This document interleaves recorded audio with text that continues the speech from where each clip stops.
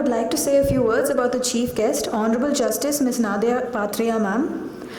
Ma'am was enrolled as an advocate on June 6, 1983. She practiced mainly in the High Court at Calcutta and also in the Supreme Court of India, High Court of Orissa, High Court at Patna and High Court of Jharkhand. Ma'am practiced in civil, labor, company, arbitration and constitutional matters. Justice Nadra Patria ma'am specialized in civil and constitutional laws and was elevated to the bench of the High Court at Calcutta as a permanent judge on June 22, 2006. We are honored to have you amongst us today, ma'am. We would like you to address the gathering. Hi to all. On the dais and off it, especially to the students of this university and the students of Hyderabad University. At the outset, I would like to thank the Center for Gender Studies, Symbiosis, Law School, Hyderabad, and the Center for Women's Studies, the University of Hyderabad, to invite me to this prestigious seminar. Before I start with my paper, which I have got typed paper, a typed paper, I want to first address what the speakers before they came before me were these, and I think each of them has made a big point. The first one is Ruchira said about the industry, and I believe, and what she said is right, that today human trafficking is the second biggest industry. Please think about that. I mean, what are we talking about? You are a human being, I am a human being. And what are we talking about? Human trafficking, the second biggest industry. Please think about it. I need that. Okay, the second thing. Mr. Nair said about born free. I think all of you are born free. I am. So also those on the days and off the days.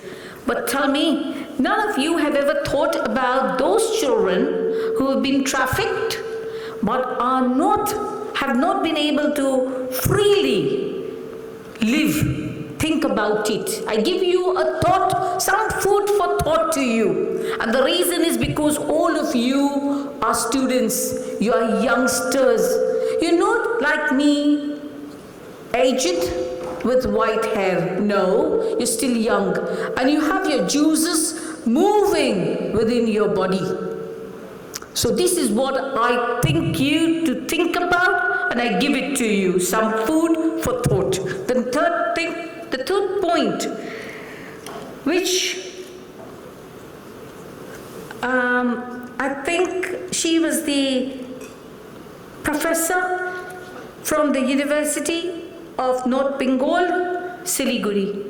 And I tell you, she said very humbly that I'm not fit to stand and talk about human trafficking because I have no experience.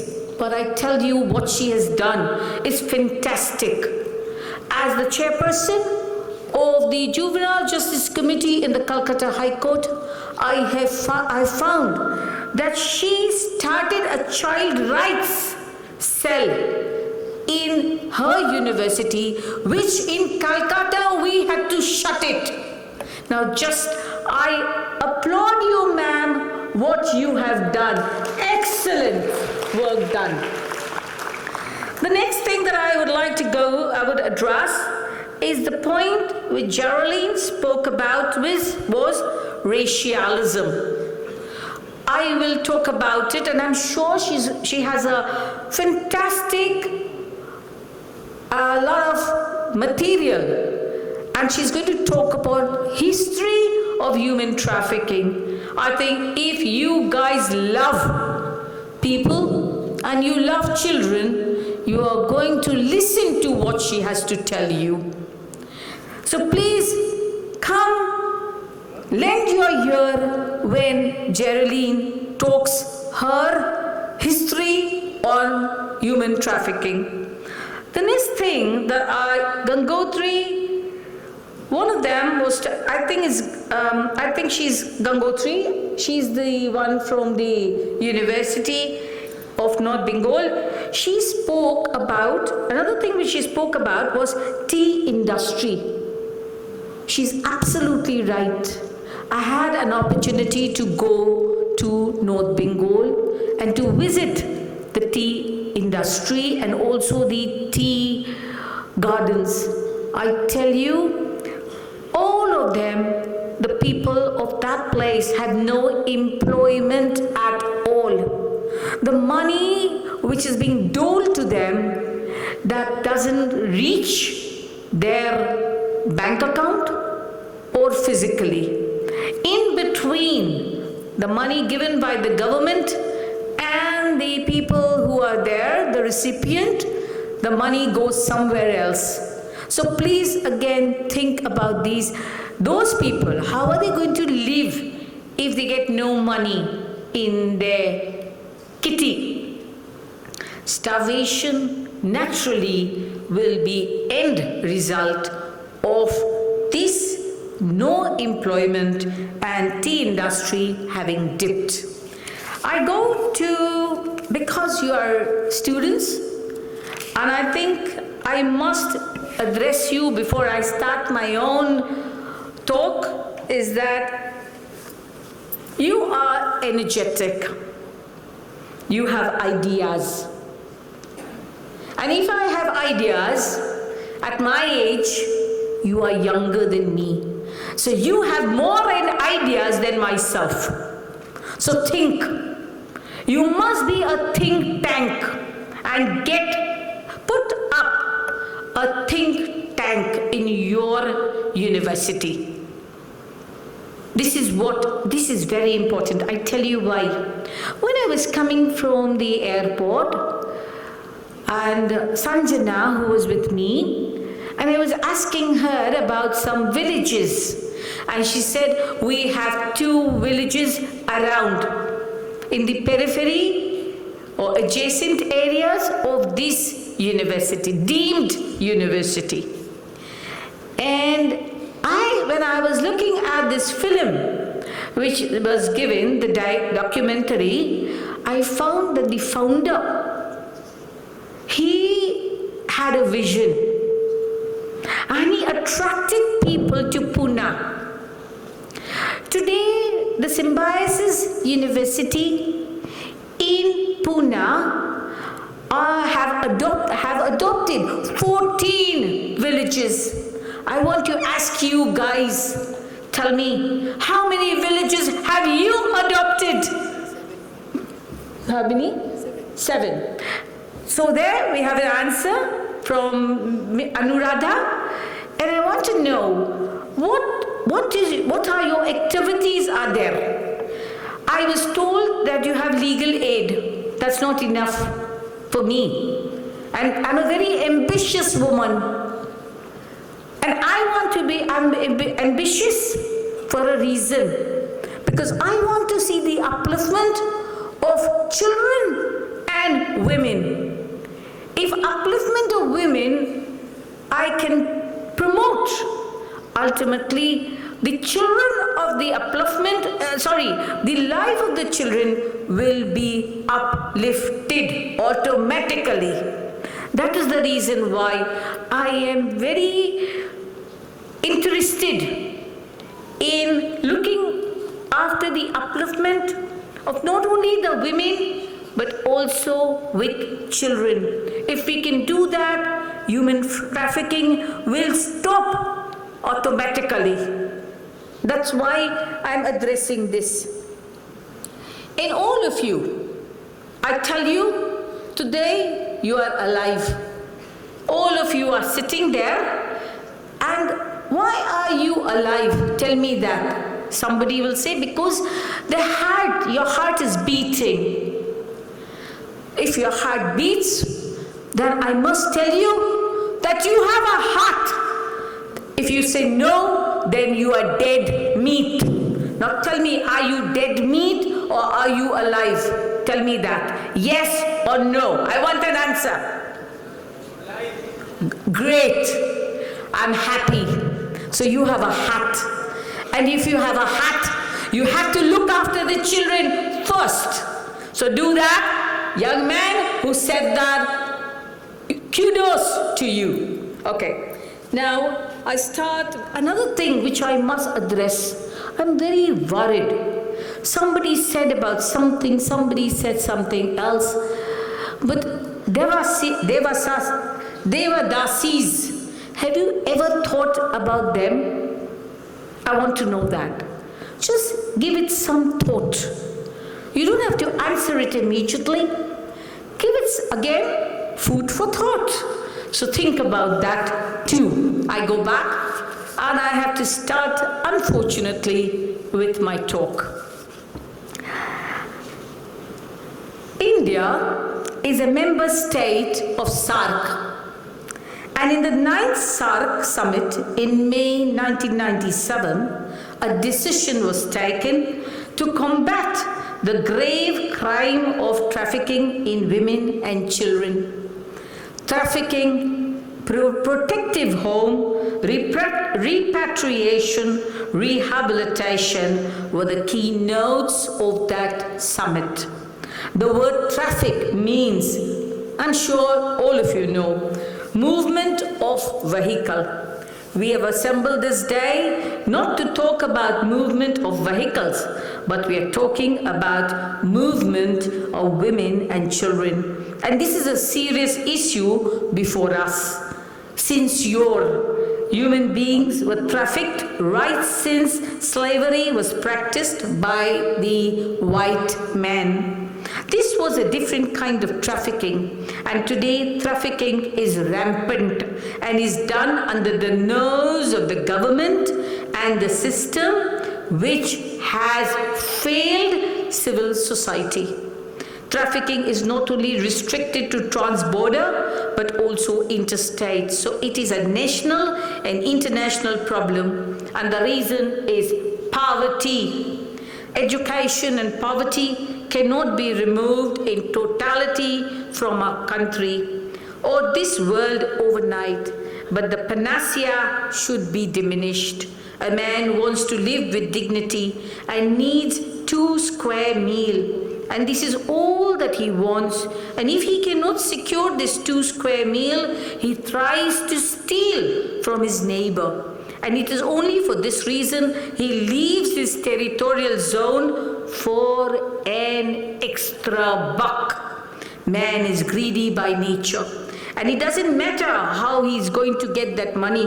It is because of this that he finds children and women easy target, both physically and emotionally. The importance of a child is not needed till it reaches 21 years. For a poor man, till his child is 21 years, what will he do? The easiest thing for him to do, maybe as a parent or as a neighbor, is to traffic a child, and he uses this as a tool contra to poverty.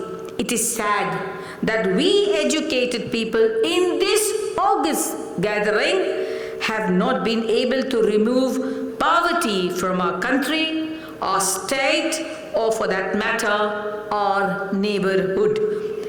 And to combat trafficking, we must educate, sensitize, and to remove poverty by teaching 1 child per day.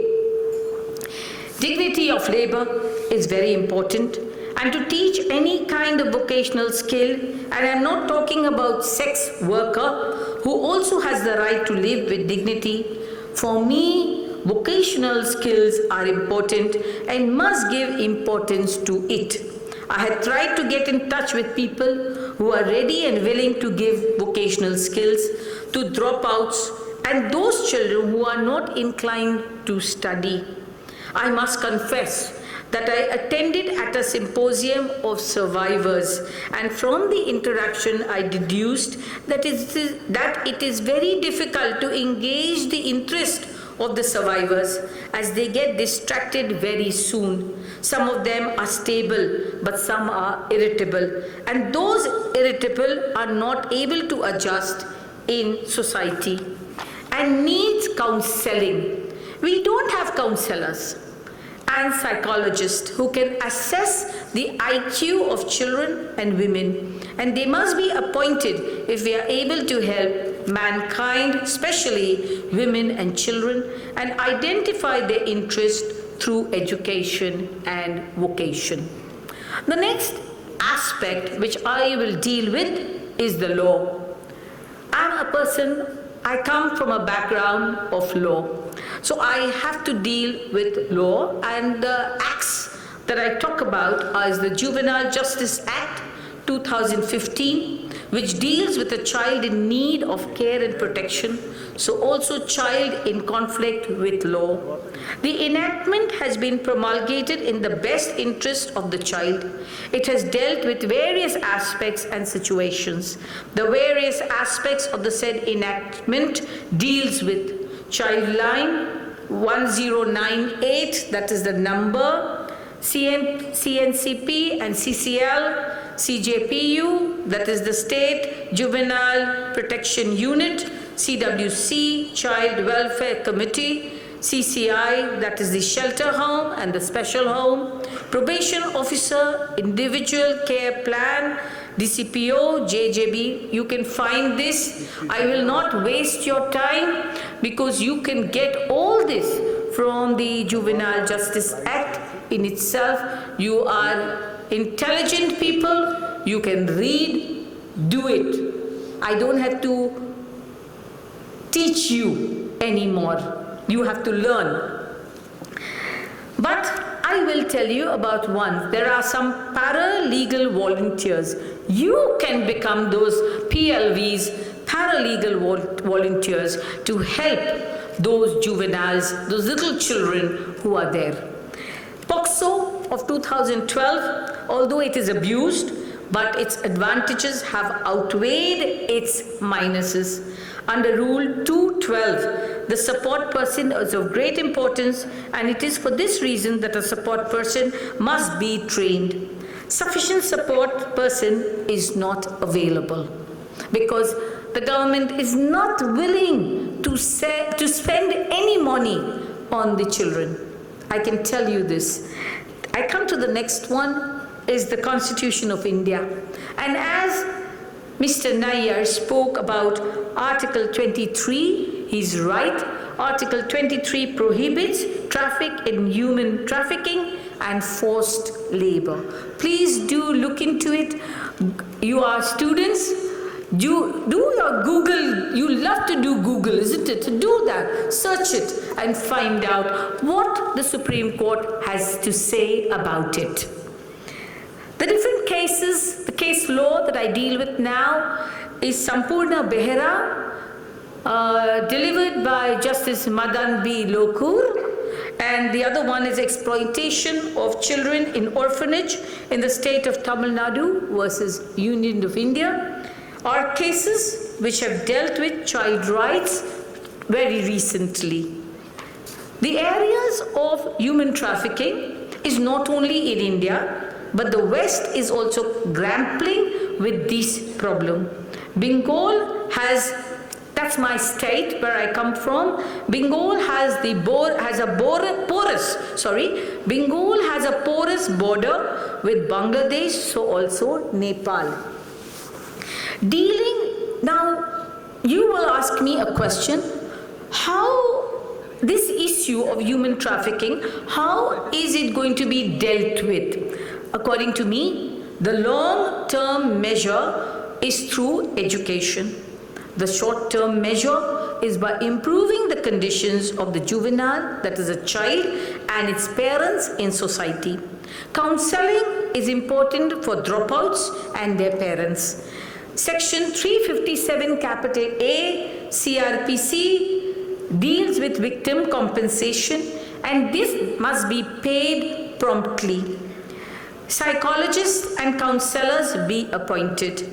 Major anti-trafficking activities should be undertaken by strengthening task force, as in West Bengal, which comprises of representatives from the Department of Labor, Government of Railways, Intelligence Bureau, CID, NIC, and NGOs. State consultation on prevention of trafficking in women and children.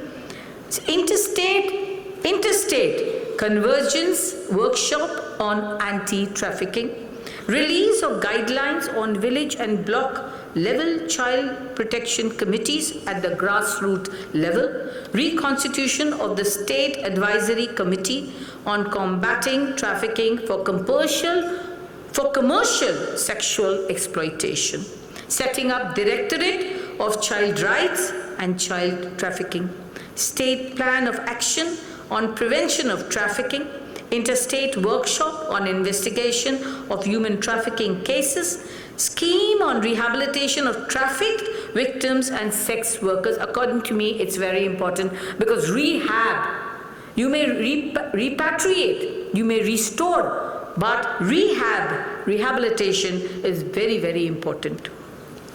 Cyber awareness camp, community policing for setting up schools for the vulnerable street children. Make an endeavor to encourage participation of civil society. You are a part of that. Police, like Mr. Nair, state with the juvenile as interaction is very important. And most important, which I must stress upon, is dialogue. All of you love to talk. I know that. You love talking. But what you have to do is to talk with that child. That is the dialogue with the parents and with the child. Beyond borders is the next point which I have bulleted, is human trafficking is grappled not only in India or Southeastern Asian countries. In fact, all over the world, this issue is being faced with. In the West, so also Africa, except for India, child right issues are dealt in a very business-like manner. Think about it. Tunisia combats with violent extremists. Lebanon combats with radicalism. Georgia has succeeded handling this issue, and its crime count has reduced through tough criminal laws. My view, I place before you, children must be treated as a friend. Its grievance must be heard and should not be shunned. Besides traveling the districts, as the chairperson of the Juvenile Justice Committee, I attended the World Congress on Justice for Children in Paris. There's an organization called IAYFJM, Google it, which organizes seminars and conferences on child rights. And in all seriousness, an endeavor is made for the betterment of the juvenile. As the chairperson of the Juvenile Justice Committee in the Calcutta High Court, I started a newsletter. Go to the website of Calcutta High Court, go to publications, and you will find the newsletter till I demitted my office. I can tell you it's interesting reading. Then I'm going to share with you some success stories. And the success stories where rescue operation were busted a trafficking racket.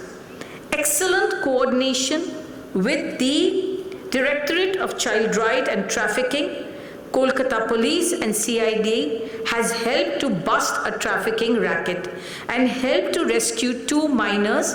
One was a Bangladeshi national, 3 adults, and led to an arrest of 2 traffickers. A search operation which was carried out for last 2 years to rescue a Bangladeshi minor who was trafficked and sold in a brothel in Sonagachi area, Kolkata. Finally yielded successful result when Directorate of Child Rights and Trafficking, upon receiving a request from a voluntary organization in Bangladesh, coordinated with joint CP crime, Calcutta Police crime, Kolkata Police, following which a raid was conducted, and it resulted in the rescue of the victims and arrest of the traffickers too. The second success story deals with, I think we were talking about, no, this was about, not in North Bengal, it's talking about Mirzapur station, so it must be in Bihar.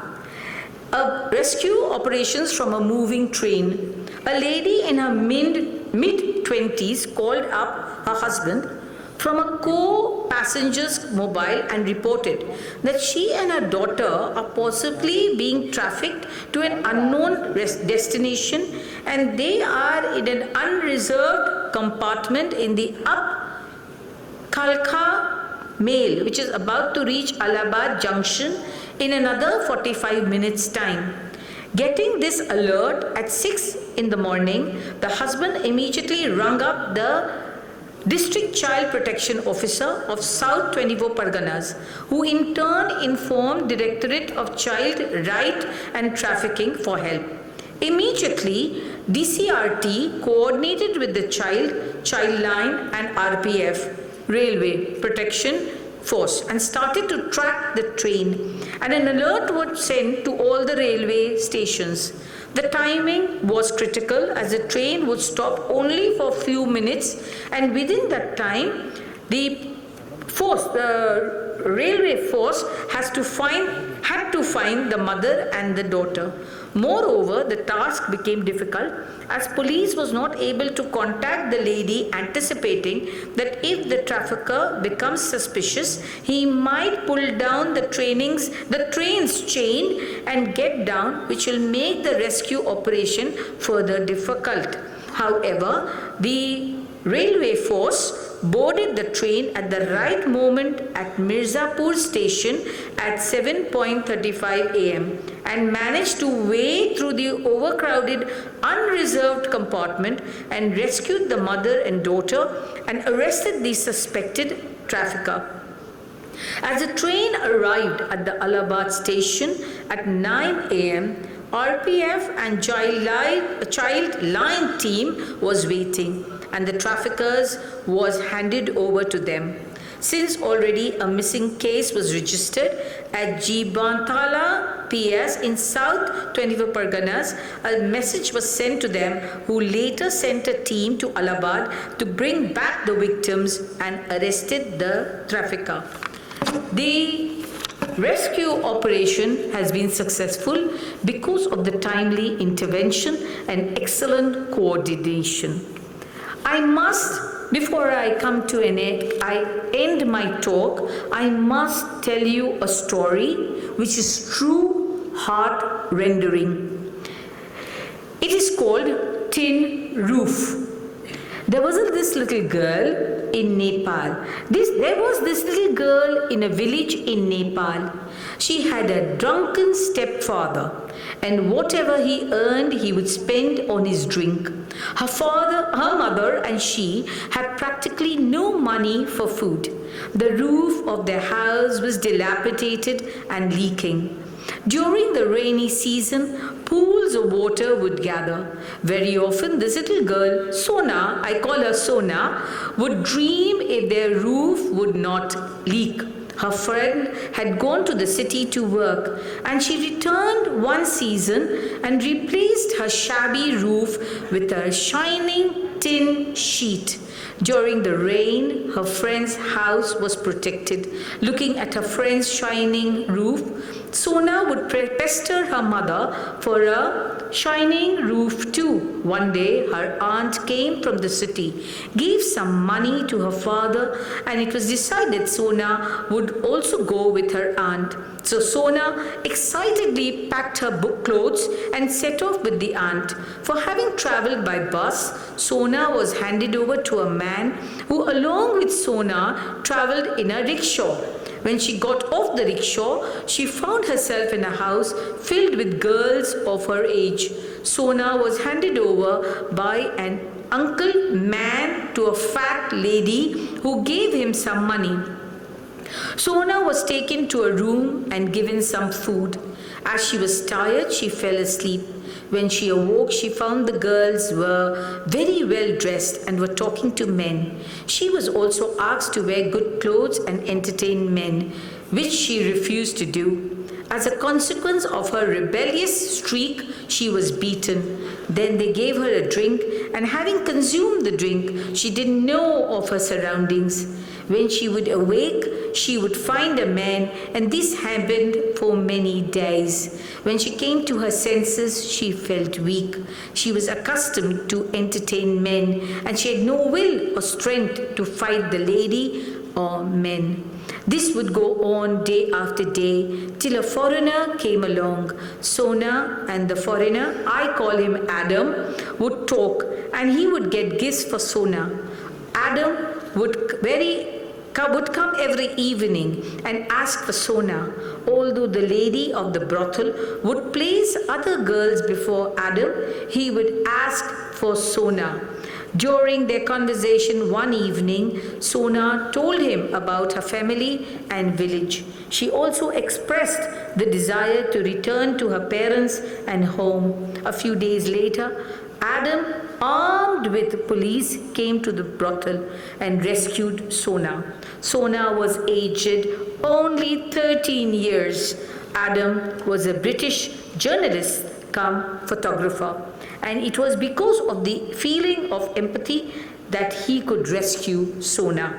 The reason that I tell this story of Sona is that I want to impress on you this informed gathering that there are many Sonas who need help. Reach them. You are a part of the civil society who can help these unfortunate girls by teaching them their rights and, most importantly, try to alleviate them from poverty. If you educate them, get those jobs, then their family will get 2 square meals, and you will not only do good, but you will be the winner. Many girls have been saved from trafficking. There are many NGOs who are trying their best to get the victim girls into mainstream by teaching them vocational skill. I have met such victim girls who have moved ahead, holding their heads held high. Now, I just the other day, once I had done I had typed my talk, I do Google search like you. And I must tell you that I was reading on a topic which was survivors of sex trafficking in Hyderabad, Delhi, Kolkata, and this, you see, these are the statistics of the Ministry of Women and Child Development. And I believe 19,223 women and children were trafficked in 2018. The average number of women and children trafficked in India every year is about 10,000. I can tell you, to be honest, this is fudged. It's not true. And I tell you that the highest number of survivors have been recorded in West Bengal. It's a red light district in Calcutta, which is called Sonagachi, and it's filled with sex workers. There's a story about Hyderabad, and because we are in Hyderabad today, I would like to tell you about this story about this girl, which is true. 13-year-old Reshma, a young girl from tiny Suryapet, I don't know where it is, in Telangana Nalgonda's district, and she was in class 9. She would go to school, and there was this boy, and they liked each other. He was a Hindu, she was a Muslim girl, and this went on. Of course, the boy was 20 years at that time, and she was 13. The Reshma's mother found out about the relationship, and there was mayhem. But Resham refused to do as her mother demanded. After 3 months, she ran away, and they got married in a small temple. The year was 2012, and she was 16. Very often he would tell her, she would tell him, he had told me that he would kill himself if I didn't marry him, she said, regretting her decision. She very often would tell him, let's go to Hyderabad. But he did nothing of the kind. But what he did, after they went back, they came to Hyderabad, but after reaching, the boy took her to a woman he called Didi. And she, after that, he left him there, he never came back. And this is the way girls are being lured, and they are put, and they are, they've trafficked, and they go to a brothel, and ultimately at that age of 18 or 21, they become a sex worker. The reason why I'm telling this to you, I'm going to share that information that I have found. Then the reason why I am sharing with you is that you people must be a little sensitized. Think about it. See, I know you come from very illustrious families, maybe. You may be commoners, but at the end of it all, whether you are illustrious or whether you are a common man, all that you have is a heart. Listen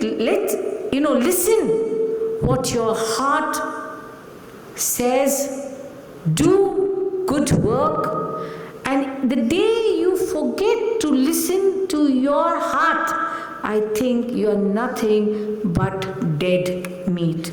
Thank you very much, and very patiently here.